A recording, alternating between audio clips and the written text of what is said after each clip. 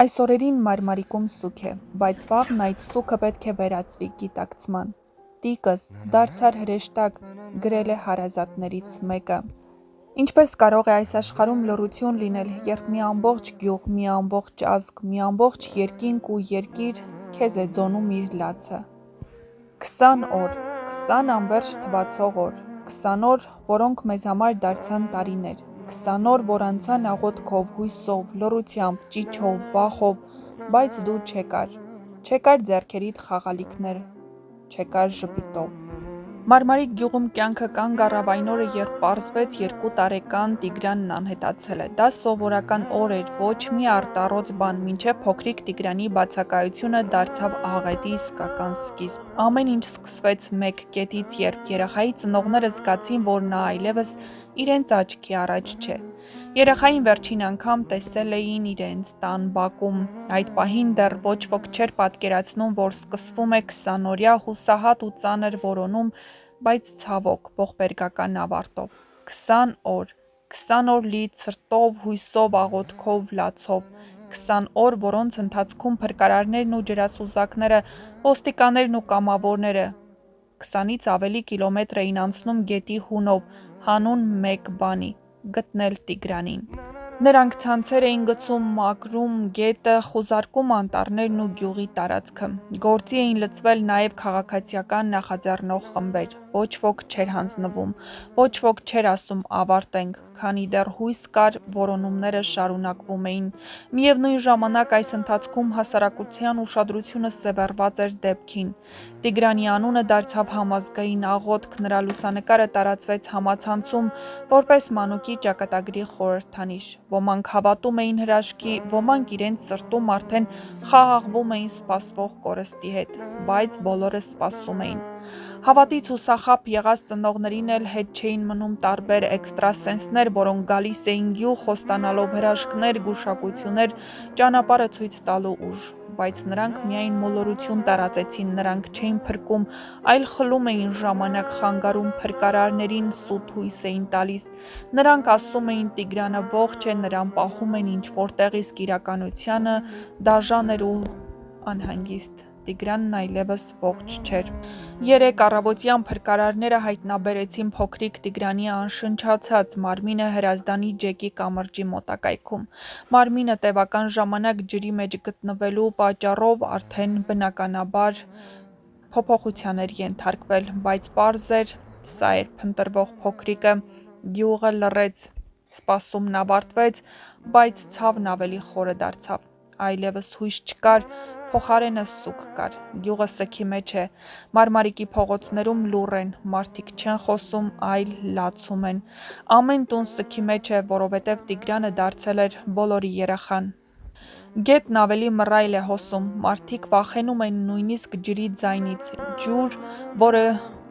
խլեց կյանք։ Ծնողները կոտրված են, նրանք, ովքեր 20 օր շնչում էին հավատալով, որ իրենց փոքրիկը կհայտնվի ողջ ու առողջ, իսկ հիմա ստիպված են վերադառնալ տուն առանց նրա։ Դուռը կբացվի, բայց նա ներս չի վազի։ Նրա քույրիկը կհարցնի՝ տիկս ուր է, բայց պատասխան չի լինելու։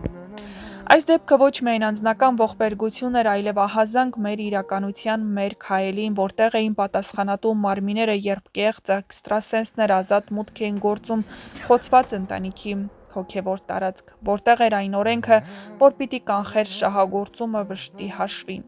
Հիմա Մարմարիկը լուռ է, բայց նրա լռության մեջ հազարավոր աղաղակներ կան։ Ոսկե մազերով փոքրիկ Տիգրանի անունը կմնա որպես մաքուր հուշ, որպես սիրո և կորստի խորհրդանիշ, իսկ նրա մահը պիտի դառնա հանրային արժեհամակարգի վերագնահատման առիթ։ Թող Տիգրանի հոգին հանգչի խաղաղությամբ, թող գետերն այլևս երեխա չխլեն, և թող մենք որպես ազգ մի պահ լռենք, հիշելու համար մի երեխայի, ում երազանքները կիսատ մնացին։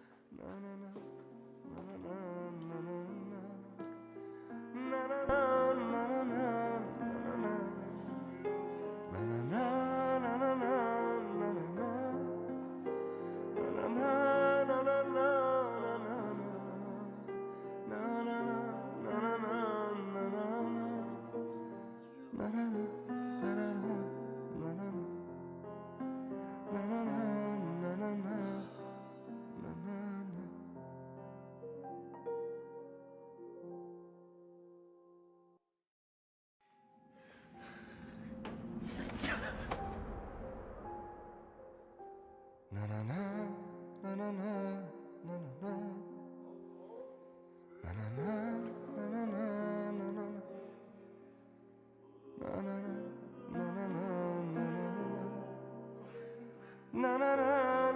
na